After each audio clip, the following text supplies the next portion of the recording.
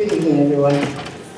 Kenny made a mistake. I'm Tara Talabi. I used to be Tara Fan. I have read the book, Everyone Can.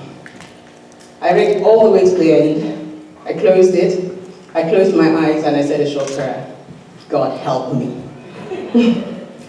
Reading through the pages from the beginning to the end, I experienced a roller coaster of emotions. This is one book that would not leave you unmoved.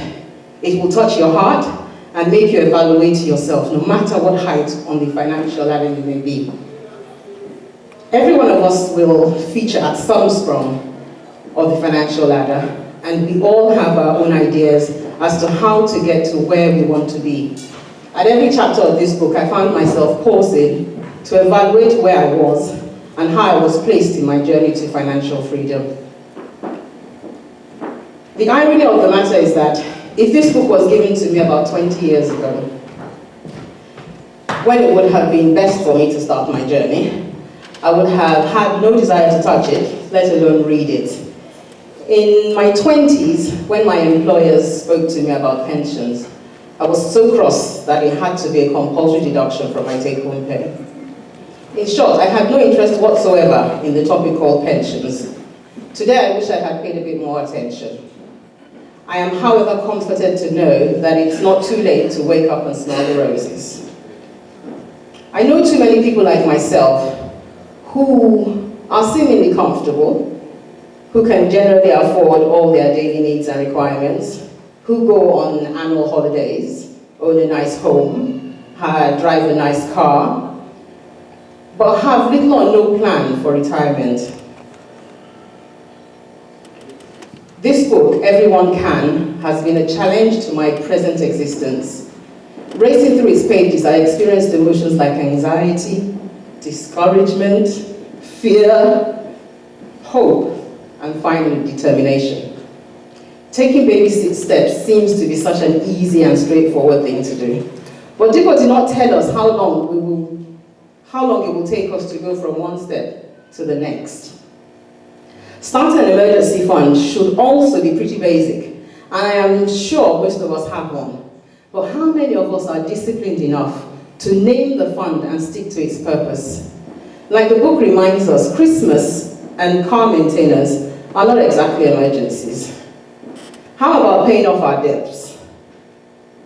I implore anyone who has debts on a credit card to take the advice to how to deal with them in this book really seriously.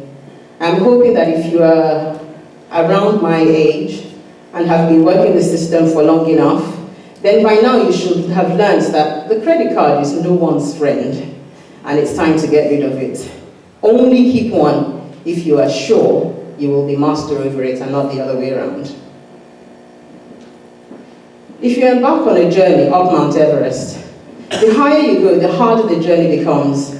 Even though you are, in all fairness, getting nearer to your goal, the sheer shortage of oxygen on the higher levels wreaks havoc on your system. So also, when you climb the steps to financial freedom, the next step might seem harder than the last. For me, 15% of my income to retirement fund seems like such a tall order. Is that 6%, is that after the 6% I already be at work, or is it before? You can understand why at some point I began to hyperventilate. Thank goodness Dippo reminds us in the book that a journey of 1,000 miles starts with just one step. In the right direction, I might add. This is where hope came in. The fact that since I'm alive and well and gainfully employed, and in my right mind, I can start with one step. I need to set my goals for the future and start putting things in place to make my dreams become a reality. And here, a large dollop of determination is needed. Dippo is like a brother to me. I have always known him to possess a tenacious spirit. When he embarks on a project and starts at go, you will continually be looking at him going forward. Likewise, if you tell him of your project, he will expect you to be moving forward with it, and always he will continually nudge you in that direction. It will therefore be unwise of me not to tap into his experience and catch a seat on this train to financial freedom. After all, with Dipper being my brother, I should get a first class seat. As I came to the last pages of the book, a certain piece of advice stood out clearly to me. This is it. There are two things you must not worry about: what you can change and what you cannot change. Rather than worry about what you can change, just change it. In the same manner, rather than worry about what you cannot change, just leave it. Dipper, you have done a good job. Rarely have I read a book which has spoken to me so directly and made me determined to make a change. The wisdom displayed throughout the pages is like the gospel to me. I want to shout it at the top of the roofs to all my nearest and dearest. Well done, sir. Many congratulations. We await more of this great stuff. Thank you.